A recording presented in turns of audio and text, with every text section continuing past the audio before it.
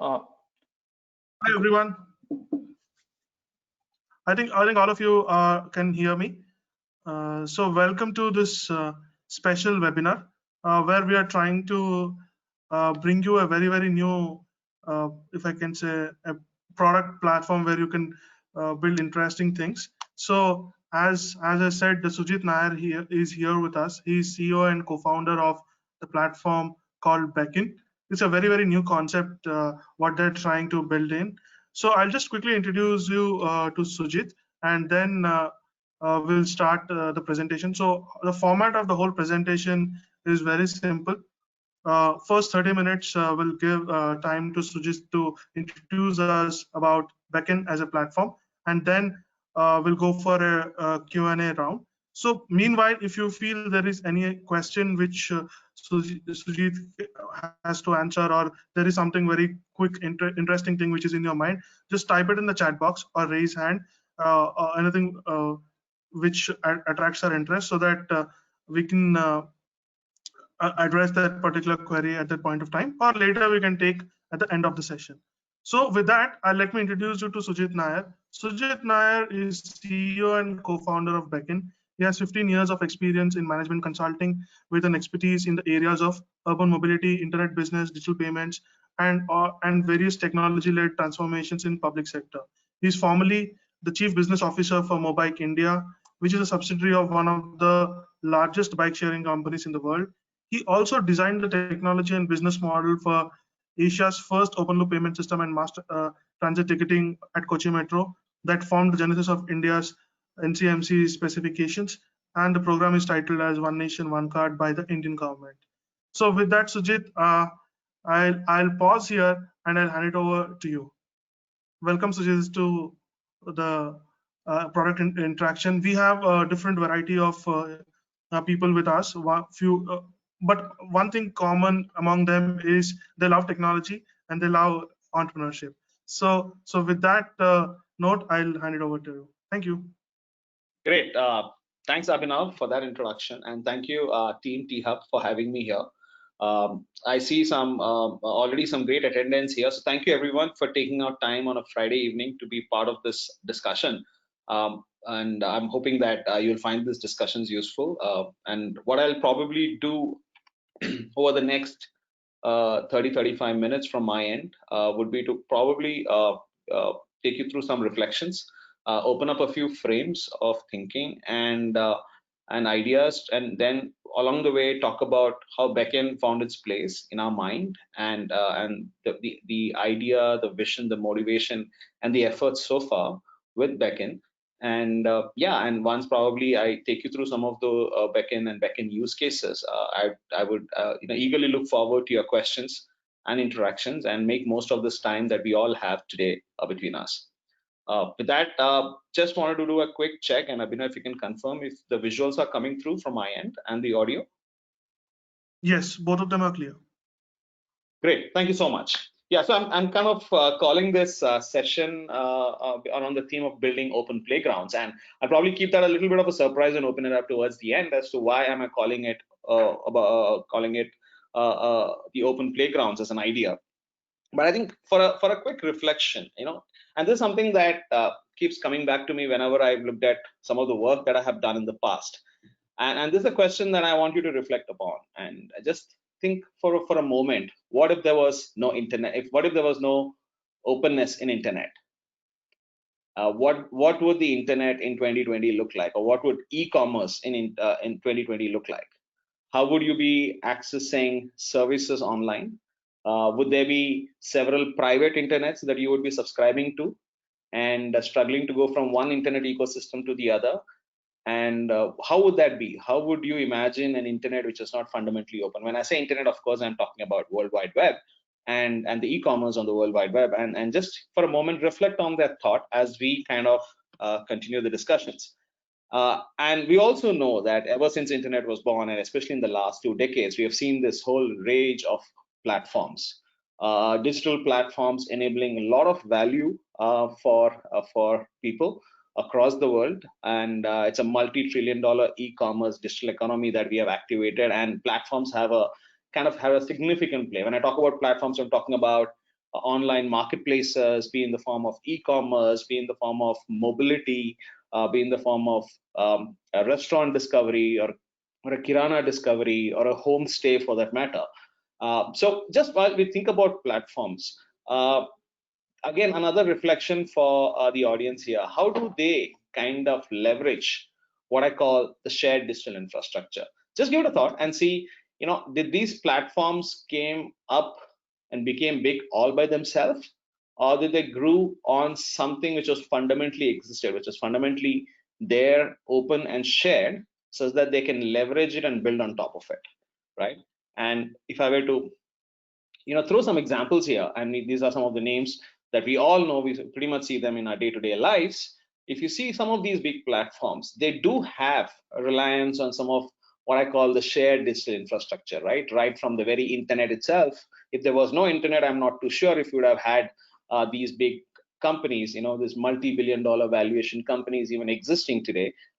If there was no probably a GPS, I don't know if there would be a ride-hailing company today if the GPS was not opened up by US government, and if there was no cloud infrastructure, and if there was no ubiquity of a commoditized smartphone today, and an operating open system which allows 98% of mobile phones in India to work on a kind of open or a semi-open operating system today, and then the maps came in, and then the payment story, all these are kind of independent public or public oriented innovations in digital infrastructure that happened, which was significantly harnessed by these platforms to create a sort of a marketplace, whether it's a marketplace for exchanging communications, whether it's for a marketplace for drivers to offer rides to the riders, or to find a place of stay anywhere in the world, right? And I think that's essentially a point I want you to reflect upon when we kind of set this discussion towards what does e-commerce in the next decade, or in this decade and the coming decades mean. Yeah. So now the big question. So we think internet is open, which is fantastic. Anybody can get onto the web, open up a browser, go to any website, no permissions asked. So long as you have a broadband or whatever connectivity we have, we can log in, access any website, and there is no central agency or an intermediary giving you permission or seeking permission on your behalf to access a particular website. That's how internet is. Internet is not a platform. Internet is a network of network and an open infrastructure by itself. But then, ever since platforms and others came in, is the economy open? Is it easy for anybody to do business on internet? Is the cost of doing business on internet as cheap as it should have been, because fundamentally internet is open? If I am let's say I'm a smart EV startup, I have an EV electric vehicle fleet that I want to launch. I have an exciting new fleet, a great product as a four-wheeler available, which I want people to try as a ride-hailing fleet. What is the cost of for me doing that business? How can I scale up? I need to make sure that everybody discovers me. I may be visible to them in the physical world on the road, but sometimes it's difficult for them to discover me online on internet. Why? Because they have to first identify a way of access to me, which is through an app. And how do I make people download my app? And the kind of cost, the marketing dollars it takes to kind of make myself discoverable on internet. And we know the cost of advertising. There are big platforms which kind of take ad revenues. There's a customer acquisition cost and cost to retain the customers, and that's become a huge kind of a barrier for any new innovation to come to its fruition and scale using and harnessing the power of internet. So the question really is that how do we make internet friendly again, as much as especially the small businesses, and especially during the pandemic that we are going through.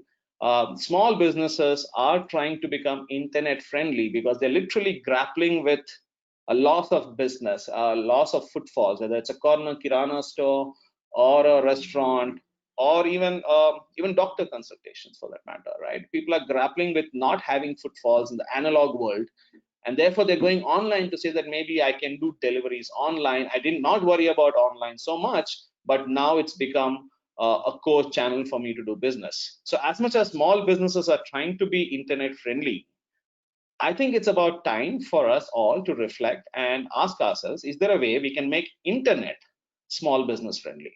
How do we make internet open, inclusive, and small business friendly so that anybody can do business online? And does it really require a certain rite of passage that is there today, right? I mean, do I have, if I am a small businessman, whether I'm running a restaurant or doing a hyper local delivery services or a mobility company or a kirana store, do I have to be on the same platform of a digital intermediary, and the buyer also has to be on the same platform as where I am in, and only then I can do business? So is there a perennial dependency on a digital intermediary, a central marketplace as a platform for me to come to business? Can I not do something on my own, or at least can I have a few options? And as we see, and I don't think this needs any explicit mention here, but nevertheless, we know that pretty much in all categories, we are looking at whether it's in India, Europe, US, no matter how the regulations are or aren't, we do have a kind of a very few players, a duopoly kind of getting created, a duopoly or a very small oligopoly getting created, and it's become almost like a zero-sum game. It's a winner take all. And the surprising part is that it's not that has led to any significant market expansion for digital economy. I mean, I was just going through some statistics that some of the ministry officials and we were going through together. So today, local retail, I'm sure this is something that most of you are aware of. Local retail in India is still good about 80%, 90%, 87 to 90%. E-commerce is a single digit even today, about 7% or more, a little around that. And organized retail maybe another 3 to 4%, adding 9% adding to that. But it's a very small number for a country like Bharat, right? Just a few 40-50 million, or at best 70 million digital shoppers over a decade of e-commerce efforts, whether shopping for rice, shopping for groceries, shopping for any other category. I think that's a small growth that we have seen. And is there therefore possible for us to look at massive marketplace expansion digitally by reducing the friction to do business, by reducing the cost of doing business, cost of doing innovation, and achieving scale, right? And for a country, can we look at going from maybe a 45 million to a 450 million? And there are such instances we have seen in the past, and I'm going to talk about how we have done rapid scaling in some of the sectors, and I'm going to talk about some of the inspiration behind how Beckn came into place. Now, HTTP, right? And I asked you with the first question in this discussion as to what if internet was not open, right? And HTTP is right at the center of it. If there was no open specification as an HTTP protocol, which stands for Hypertext Transfer Protocol, which is something that you enter and then you enter the website. The address of the website is standardized. The way to access a website is kind of standardized and kept open so that anybody can build a browser, anybody can access any website.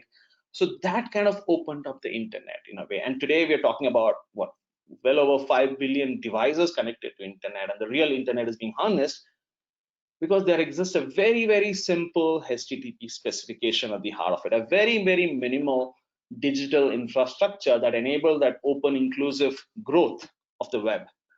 So we have something closer to home and something which is more recent and more phenomenal in my view.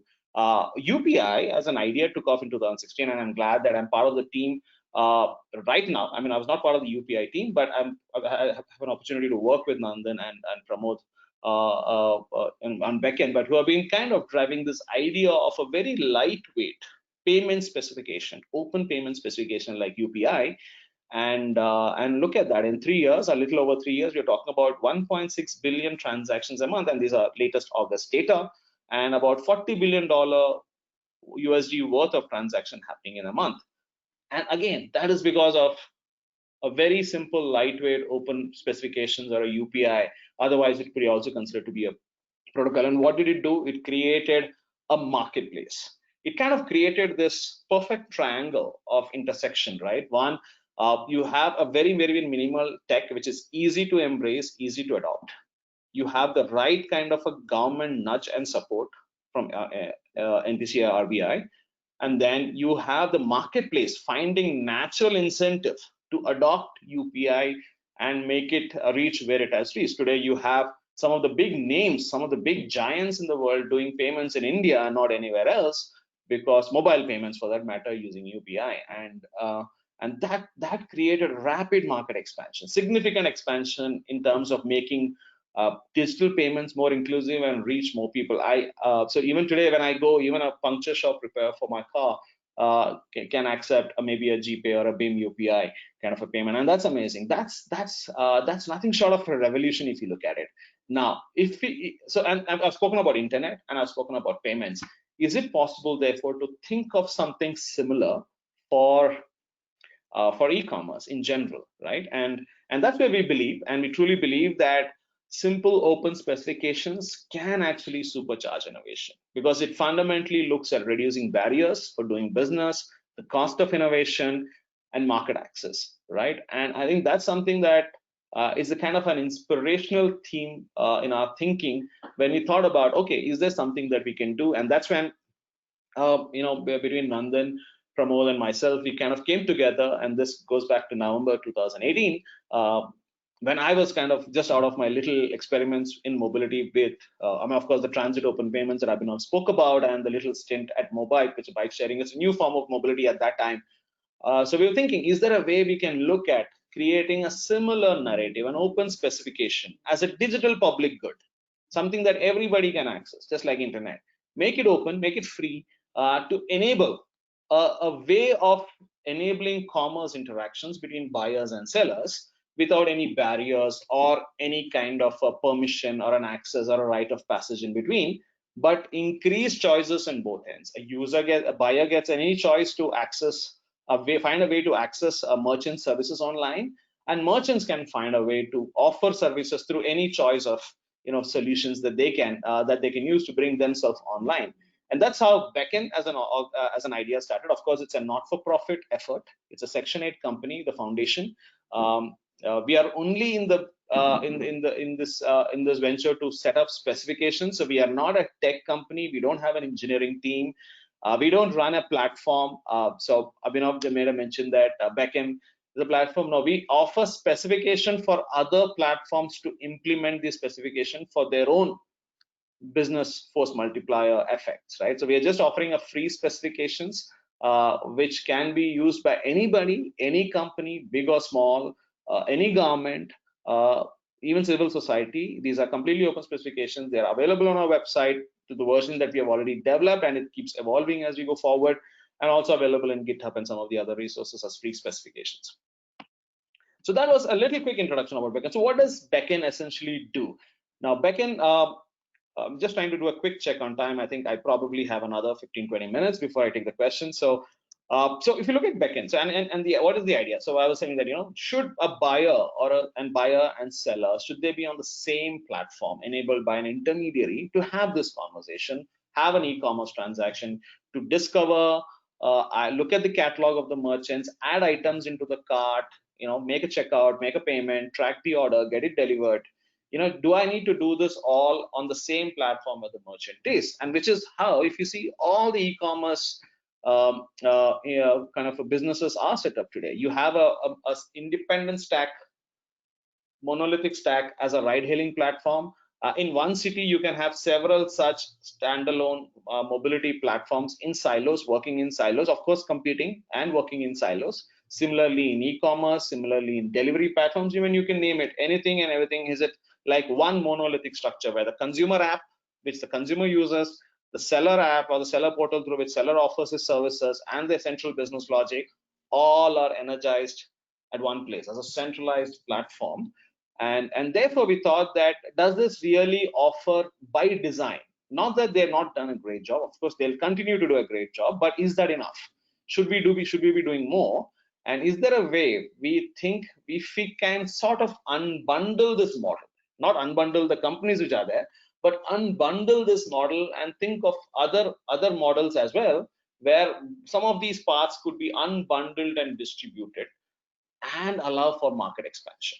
Okay, instead of becoming a winner take all, can we create a win-win situation and make 1 + 1 = 5, which is what I think UPI did as an example. Can we do that with commerce, right? and especially make it easier for small businesses and buyers to kind of do business online. So which is where the idea of an open network struck in our mind. We are saying instead of a platform as a marketplace, can we look at an open network as a marketplace? I mean, does network ring a bell? It's pretty much like the internet example that I spoke about. So can a consumer have a choice to access any particular merchant service from any consumer app of his choice? When I say consumer app, I'm not specifically mentioning on the form of app, like it's not necessarily a mobile app. It could even be as simple as a browser. It could be a voice assistant. It could be an IVRS call interface. It could be anybody who's offering that service digitally on that side. So can the person, can the consumer, she or he, have a choice to access a merchant from any consumer app or a buyer platform of his choice? Similarly, can the provider, the merchant here, the small businesses or whoever, can they use any provider app of their choice to kind of put up their inventory and start receiving orders? First of all, make themselves discoverable at their command, not at the whims and fancies of an intermediary in the center, but at their command, make themselves discoverable using any app. Now, here again, when I say the app for provider, it could be anything. It could be a small merchant app in a kirana store. It could even be something like a POS machine itself can connect to the network. It could be or any other app. It could be a point solution. It could be a solution which the small merchant, let's say in Ahmedabad, got built by his nephew or a friend or family in Gujarati, that works just for him, very relevant for him as a standalone bespoke application, yet make his inventory through an open interface of Beckn, make it available on the network so that anybody on the other end need not worry about downloading a consumer app for that merchant, but use any other app. It could be the apps that you use on a daily basis. It could be a favorite chat app. It could be a favorite map app. It could be where they want to use it. The small inventory of a merchant, let's say a 3,000 square feet shop, kirana shop in Ahmedabad, can discover him irrespective of where I am and which form of channel or app I use to discover. And then, of course, between these, any consumer app of consumer's choice or a buyer's choice and the provider app provider's choice, how do we make those connections, interactions happen? And that's where we're thinking that as a specification, as a common language, as a common way for each people to understand commerce. If you look at HTTP is a great infrastructure from a packet switching point of view, but it doesn't inherently understand commerce. It doesn't know the difference between accessing an e-commerce website or going to an internet banking or checking for an email, right? So Beckn is trying to create a network, an open network as an idea, which is commerce aware by design. So the Beckn protocol is a commerce aware specifications, which makes this communication between disparate applications over a network possible. And that's the essential idea of Beckn. And what you're seeing here is just a reproduction of what I've just kind of explained. Consumer can have any consumer application of his choice. He can reach out, discover any provider on the same network. He can discover a kirana store, an online neighborhood clinic, or a mobility provider, or anybody else using this open network, all through open APIs, which are open specification based APIs that Beckn is kind of offering. Yeah, so that's the broad idea, and I'm sure there will be quite a few questions coming in, but I'll probably take time to kind of simplify this a little bit more. But if you notice from the previous example, instead of a one platform where the buyer and seller has to be on, can we unbundle this and create a distributed nature, a network-based architecture to make this conversation possible? I mean, just for a moment, think about it like email, all right? I could be on let's say I could be on a Gmail cloud. Some of you could be on a different cloud. You could probably be on a Microsoft cloud or otherwise. It doesn't mean that we still cannot exchange emails, because so far as you know my email ID doesn't tell you whether I'm on Gmail cloud or another cloud. But so long as you have my email ID and you have a connectivity to internet, you can use any email program at your end to make the connection happen, right? So it's a bit like that. You unbundle it. You don't have to be like, for example, on WhatsApp. You both don't have to be on WhatsApp to have the conversation. You can be on two different platforms to have this conversation. So I mean, I'm just saying WhatsApp as an example. It's true for pretty much all chat platforms there, whether it's Telegram or Hype or otherwise, right? So this monolithic nature is we're trying to unbundle and create an alternative, more of a complementary to what exists as a model today. So what is essentially Beckn? As I said, Beckn is just specification. So in this whole conversation on open network, Beckn doesn't participate in the network because we are a not-for-profit foundation. We are giving specification for market players like some of you, all of you, to come together in your respective sectors or areas of business to set up an open network and see value, find value in doing that in terms of reducing your cost of business, whether you're a small business trying to achieve trying to reach your services to a larger set of customers or not, you can use the specification. We only are the authors of the specification. In fact, we call ourselves the co-author of specifications. So we provide specifications. That's one. And which are open and free to use. And how do we do it? So bulk of the generic specifications of Beckn, which is sector agnostic, very generic e-commerce specifications that we kind of thought through, is something that we have attempted as a foundation, some of the early versions. And then we have been in the past few months working very, very closely with some of the market players who probably got a wind of Beckn and showed voluntary interest to say, hey, this seems to be like a good narrative, good way to think about e-commerce for the future. We would like to participate, and some of them voluntarily came together and created their own open communities. Yeah, so we have some we have some companies in hyperlocal in Bangalore coming together as an open community to say, hey, can we use Beckn to build an open delivery network? You build some schema, some specifications. Obviously, since Beckn is a little generic, we will use Beckn to simply extend it to make it not just commerce aware, but also hyper local, delivery aware. So they created a very thin layer of specifications on top of it. And this community, and they're all competitors, they're all big names in hyper local space. They're competitors, but they came together as a community and kind of work together with us and co-author the final mile delivery specifications. And now they've finished a kind of a full hackathon with these specifications within the community. So I can confidently tell you that the protocol does work, at least in the lab. When it was brought to life, the transactions went very, very well. And that kind of helped validate that these specifications can work.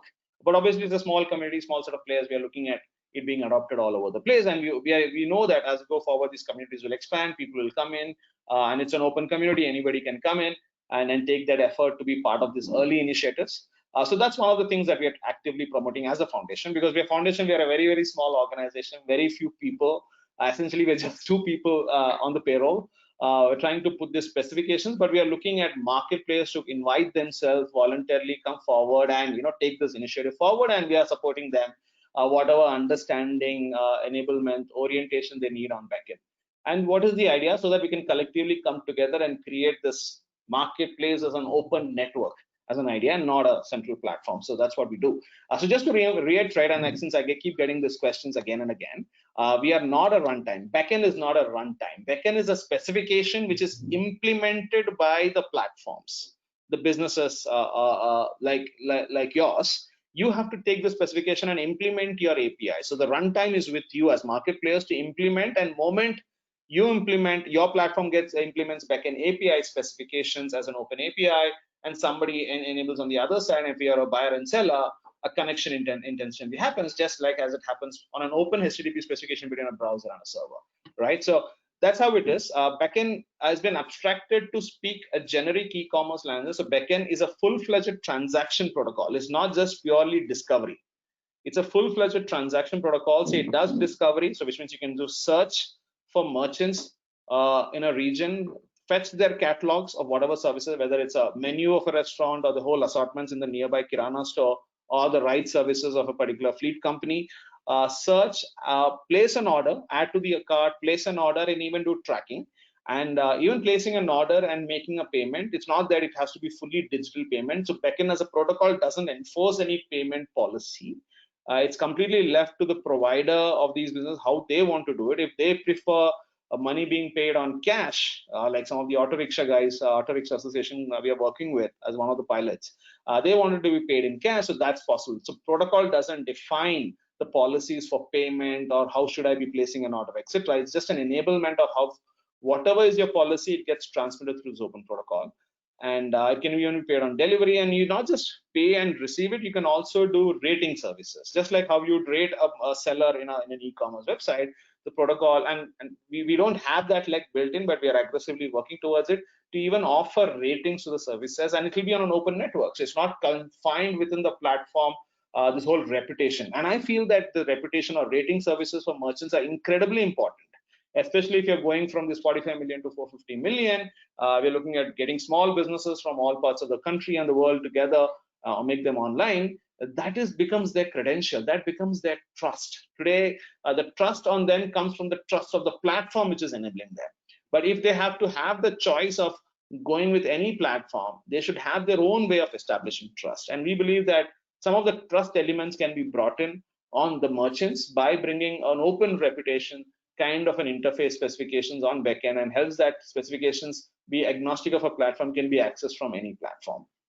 Yeah, and I spoke about peer-produced specifications like in the communities, and being a co-opted network, the marketplace coming together and being a network. It does pretty much the whole spectrum of e-commerce, as I was talking about. If you're looking at the slide, we're essentially protocolizing commerce in a way. So anything from, say, discovery, order, and fulfill. I'll probably not get into the details, but typically whatever you do in whichever favorite e-commerce app of yours, the APIs of Beckn protocol has a bunch of APIs in specifications that I mean can enable all these transactions. So before I move forward, just to be sure, just to reiterate, Beckn is just a set of open specifications manifested in the form of a bunch of APIs, which enables every leg of this e-commerce order lifecycle. So this is how it can come to life, and I just spoke about it. If you look at a typical Beckn enabled market architecture, you can on the buyer application, you can use any app of your choice, and we are hoping that some of the popular apps which have significant amount of online customer captive audience, they would find it useful to kind of be Beckn enabled, using Beckn specifications to make customers reach out to kind of any merchant out there without having to have an exclusive tie-up or one-to-one tie-up, but rather make the discovery easily. And we can probably harness the strength of some of these consumer applications to kind of help merchants, so that merchants can use kind of have a way of easily reaching out to them as an additional distribution, instead of in addition to their own exclusive app, which they want to, they can still do it, but also harness the consumer presence in some of the other apps to sell their services. And it's not just these popular apps. I can build my own app. In fact, anybody can build an app and make it Beckn enabled, and they can actually literally pull in services from across merchants, subject to the policies and rules of the network, whether it's kind of by the government or otherwise. Some sectors are regulated, like mobility, so it depends on which sector we are talking about. But generally, I think any app can come into this place. Similarly, in the bottom, a buyer need not always necessarily go with aggregator platform. He can still go with an aggregator platform and make his inventory available to the aggregator platform. So this is a lot more convenient than me doing anything myself. He still has a choice. These aggregator platforms can also come on to Beckn to kind of harness the additional channels of customer access that they're getting on the top layer. It can also be a point solution. I spoke examples of how even a POS machine in a Kirana store or in a restaurant can make their services become discoverable on an open network. Or it could be a custom built application, like the example I spoke about for the Ahmedabad merchant, right? So it kind of gives open access. They could be, and it's a co-opted network. So all these participants can come together, especially from the seller side, come together and agree on some basic fair and transparent rules. Because it's an open network, the transparency is given. And in fact, all these APIs, all these transactions that happen using Beckn protocol can easily be made dual digitally signed, so that there is no dispute on transaction. The transactions are fundamentally trust oriented, and whether it's coming from a popular app or a custom app, I know that there is an evidence of transaction, and it's kind of dual digitally signed, IT Act enabled, and there are those and you can actually, the e-kata that's get built for a merchant on the network is something that's trustworthy. And to make this interconnections happen, we are creating and introduce a layer in between called as Beckn Gateway, which is, I'll probably take another 5 minutes to kind of wrap this monologue from my end. But if you look at the middle layer, you're talking about a bunch of small routers. Now this is just like internet, right? So internet, if you are on a browser on your laptop and you want to go to, let's say, to the website, like say google.com, Your browser doesn't know where Google is, or which part of the world, or where in the internet it is. It just sends it to the immediate DNS or the server or router, which kind of does the routing. We are expecting a similar kind of a model here, where we are creating a middle possible layer, and this is not a central platform. We said there could be multiple such lightweight routers who probably only do the job of routing the searches and fetching back the responses from all the providers there. And this could be anybody. It could be a small or a big public company, private company. Anybody can play this role, or whoever has some bit of compute on the cloud to just do packet switching, and that's the business they do well at scale. Those people can find this layer of attractive for them. So this is something that enables even more market participation, but it creates a bit of neutrality and equal opportunity, so that no particular app on the top, especially a popular app on the top, is biased and being selective on which merchants it's enabling it. But the fact that when they do a search, it necessarily goes through a gateway, and gateway makes sure it goes to all people who are listed in that registry for that network, and therefore everybody gets a search. It kind of creates that balance and a bit of a openness and equal access kind of an opportunity enabled onto this network. We spoke about this already. Like I said, Beckn is fundamentally a core set of specifications, which is generic e-commerce, which looks at all the three elements of commerce. And you and any community for that particular sector can come and extend it for whatever sector they are in. And we already have something created for mobility, and that's where we started off. Then we have this community of delivery companies coming together and creating a final mile delivery schema. We have a bunch of companies in the form of CureFit, 1mg, and others trying to come and create an open healthcare schema on top of Beckn for teleconsultations of doctors online. And we also try to start some work specific to the restaurant discovery, not the restaurant delivery, but restaurant discovery, as to how do we make a catalog of a menu kind of accessible on any third-party app. And by the way, these specifications, even if they are built by market participants, they are free for anybody to use. So even if you're not contributing to building, you stand to benefit from accessing the specifications because they're fundamentally open and free. So that's something that I thought it would be useful for you to take note of. So do we have any real use cases of this happening already? And I just spoke about that for delivery. So we have some of these big companies on the delivery side. If you look at the bottom layer of a rather busy slide here, so some of these big delivery companies have come together, and they have invited two companies, like one is a kirana aggregator in ShopX, and another is a restaurant, white label restaurant aggregator in the form of Peppo, to come together and offer them on the behalf of their merchants, which is a kirana stores, and to kind of place a request, place a search for delivery, for a pickup and drop for their customers' orders, right? And then through the Beckn gateways and others, right now there's a small company just volunteering as a Beckn gateway. They're not in the business of delivery. They're just an application development company, and have done a lot of good work in payments, I guess. So I think they're acting as a voluntary gateway and making this interactions happen using Beckn. And this is a hackathon that happened, and we could do full round trip transactions. And yeah, I think I'm fairly comfortable saying that the Beckn specifications do work. And we are hoping to see it go live soon with real commercial orders coming in at a very, very small scale as a pilot.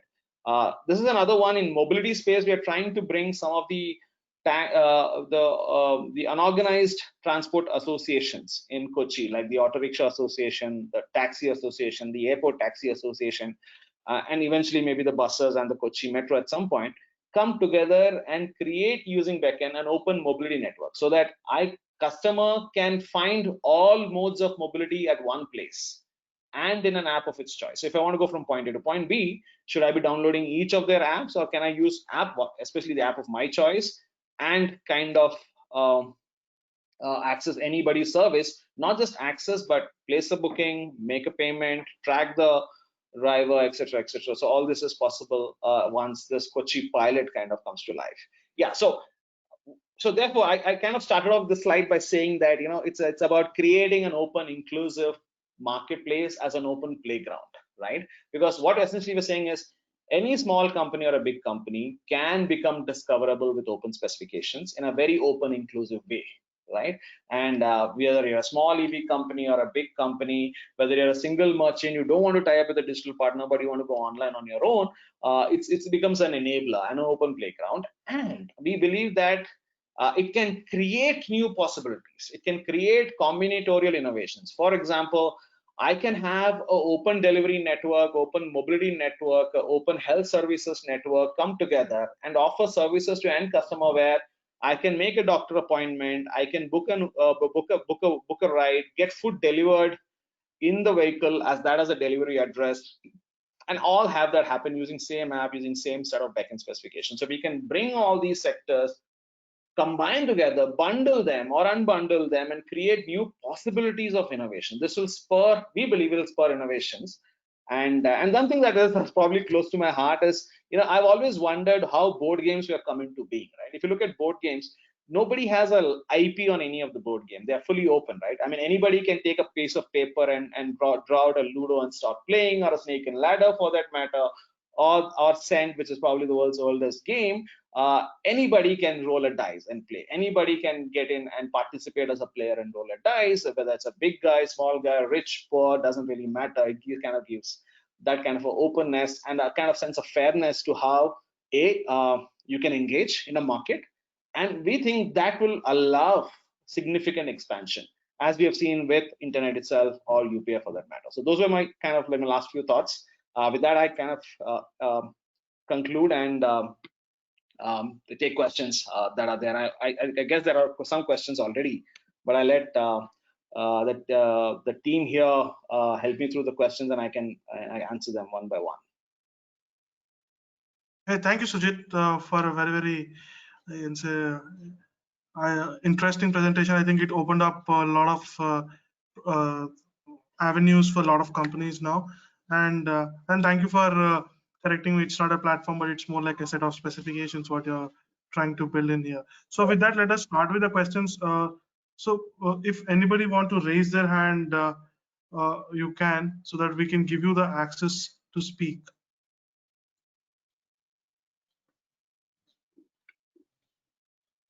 And you can even enter your question in the chat box too.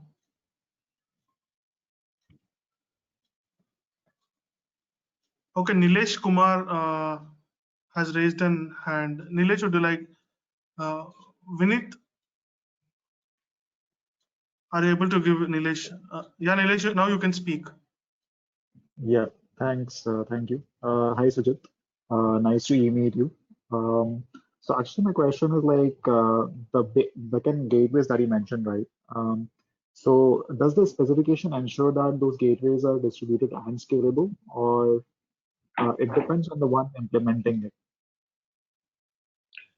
Sorry, Nilesh, I think I lost out a bit of that audio. Can you just repeat your question again, if you don't mind? Sure. So my question is the backend gateways. Yeah. I mean, does the specification ensure that they are scalable? I mean, they are distributed and scalable, or it depends on the one who is implementing it? Right. Good question, Nilesh. And so let me answer that question in multiple parts. One, I think scale is a function of choices, in my view.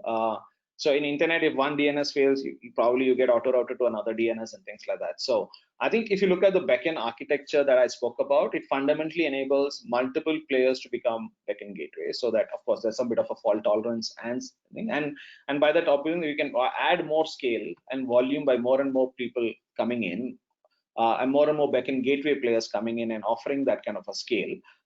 And of course, even the backend gateway as an individual entity can also, of course, enhance their performance and make sure that they are scalable as we go forward.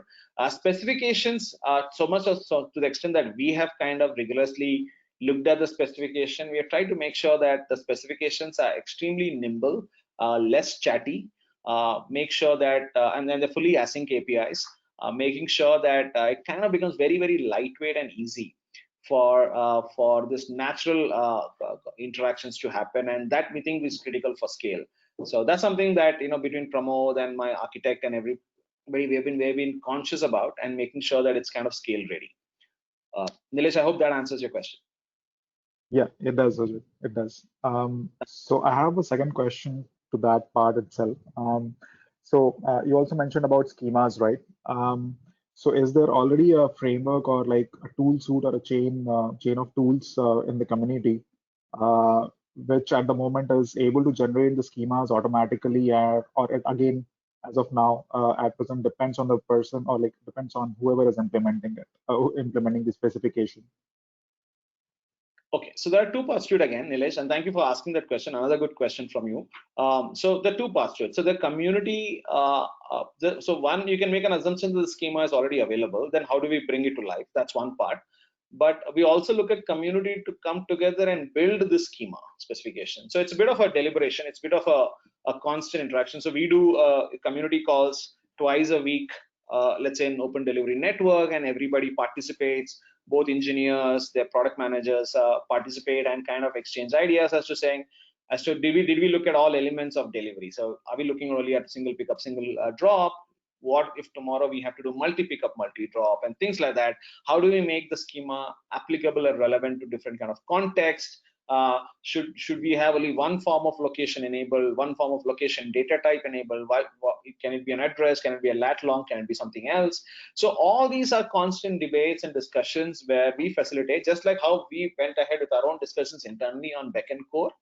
This is the discussions we kind of encourage and we facilitate so that everybody is at least within the community. And I'm not saying that this is the gold standard for delivery. I'm sure there will be a better schema always available out there. But as for now, that is the first schema that they want to pull, kind of decide and put it up as version 0.1. And you'll find this schema on our websites if you go to developers.beckn.org. So that's the evolution we look at, and we're expecting more and more community participants will come to the community and work on enriching it, and even also comment it from outside to say how we can improve on that. So that's on the schema preparation side. But I think your question was more towards the implementation side. So these schemas are essentially, once they're published, they're all available. I mean, typically right now we're following HTTP1 and JSON specifications here for the schema. Anybody can pull it up from GitHub and enable it. We do have some development test environment tool development companies showing a lot of interest. So recently I heard from Postman and Kin Lane from Postman saying that, oh, by the way, your specifications are open and they follow the open API format. We have kind of brought it up online as a collection on Postman, and anybody can start using it. So to that extent, I think it's very friendly to be for people to prepare tools around it to help the developer community. And there are some people who are already showing a lot of interest in tooling some of these schemas. Nilesh, I hope that answers your question. Yeah, it does. It's very interesting. Thank you, Nilesh. So yeah. Sujith, the next question is from Anshuman Agarwal. Anshuman, I am giving you access to speak. Yeah, hi, Sujith, can you hear me? Yes, Anshuman. Hi, how are you? Hi, nice to meet you. Sujith, just very interesting on the technology side, right? The stack that you've described and the specifications and how they meet with the, with the general open API standards. That's right. My question would be around what is the thought process around monetization in the real world that we live in. Yeah. The gateway and one of the key elements that I see that makes or break almost any enterprise. Yeah, Anshuman, are you through? Sorry, I don't know if there's a lag.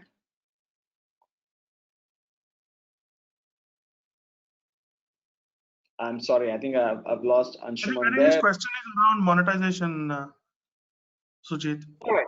Okay, so I think I mean everybody does e-commerce to make money, whether it's for the merchant or for themselves. So that's obvious. So definitely this has to be commerce friendly and commercial friendly as a network. So question is, how does it play out? So in a network, okay, so each of the layers that I spoke about, whether it's the seller platform or the buyer platform or the backend gateway, there has to be some value in it for them to kind of process this whole transaction. Now, let's say that you are a buyer, and let's look at the alternative. So today, if you are like I said, the EV fleet company, how much money would you spend to make consumers download your app, right? And what is the cost of acquiring a customer, having them registered in your database, and make them actually make a booking on your platform, right? So vis-a-vis that cost, does this new network, open network as an idea, does that cost become a fraction? Because you're technically not you're not worried about customer acquisition as a per se, but given that you're having an extended wider distribution to reach out to customers beyond your app into other third-party apps where your service can be made visible, you are actually looking at shifting the narrative from customer acquisition to order acquisition. So you don't have to necessarily kind of acquire a customer to get an order, but you now have the possibility and opportunity to get more orders even if the customer's not with you. So if that gives you more business, is there therefore an incentive for you to do this? Number one. Two, therefore, are you able to share a very small fraction of that value to that channel which is helping you get more customers? And my personal feeling is when this network comes alive and achieves scale, that cost will be significantly lower. As we have seen with some of the UPI network costs, could be significantly lower than anybody doing it on their own. So that way kind of justifies why probably everybody in that chain kind of make some money. But I think the larger point here is if this network only is creating the same amount of customer base that you would have created, then there's no point implementing the network, right? The idea of creating this network is to create that kind of a 10x, 100x, kind of a scale. If there is scale, and with that scale, you are actually making the cost become significant fraction of that volume. So that is the hypothesis and the idea with which we think network will find a natural incentive scale, and the cost will become increasingly minimal. In fact, it will start with a very low value and probably get much lesser at some point in time, or probably stagnate at some very, very small value. I hope that answered your question. Thank you, Sujith. I think there is one more question we can take. We have 6 more minutes of time. This is from Mohit. Mohit Singh. So I'm unmuting you so that you can speak and ask a question.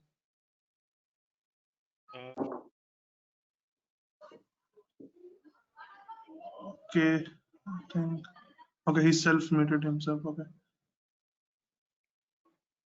All right. Sure. Should we give it a minute and let's see if Mohit wants to answer question, ask his question? Yeah.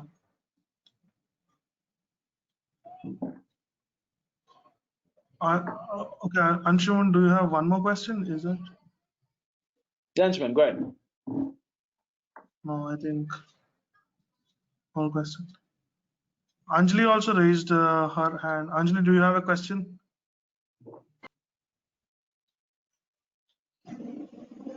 Hello, Anjali.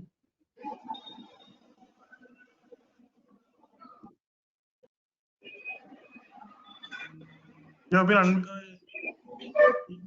you'll be audible to everyone if you want to ask a question. Okay.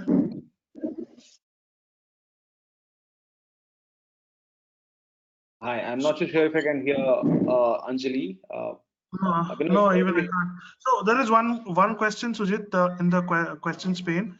Who will adopt this spec? Does it integrate with any other Rails? That's the question.